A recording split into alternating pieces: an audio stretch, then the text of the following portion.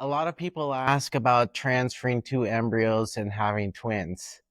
First off, I'd like to say that when you transfer two embryos, it doesn't guarantee that you will have twins.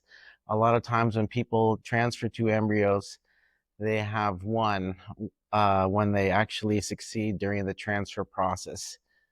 Now, the other thing to remember is if you do get pregnant with two embryos and you end up having a twin pregnancy, or even a triplet pregnancy, it significantly increases the risk that the babies will be born early.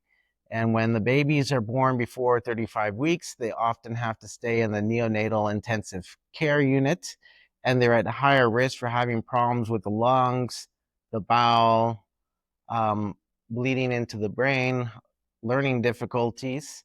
And for the parents, especially the mom, there's a higher risk of having high blood pressure and seizures, and having high sugar and developing diabetes, and then having an increased need to do a cesarean delivery. So while having twins seems like the ideal thing to do and could potentially allow you to go through one pregnancy, it does create a lot higher risk for the babies and for you. And so that's why we typically recommend transferring one embryo at a time. If somebody has done multiple transfers that have not worked, then that is a good reason to consider transferring two embryos.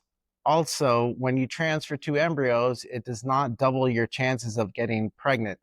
It only increases it by potentially 20% over what your chances were before. So, for example, if you had a chance of succeeding with your transfer that was 50% with one embryo, transferring two may only bring it up to 60%.